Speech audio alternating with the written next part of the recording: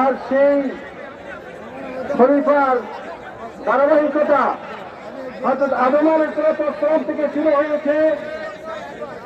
এই খলিফার ধারাবাহিকতা দুনিয়ার শেষ পর্যন্ত চলতে থাকবে, কিন্তু সেটা কোরআন এবং সুন্নাহর ভিত্তিতে যদি প্রতিষ্ঠিত হয়, আল্লাহ তাআলা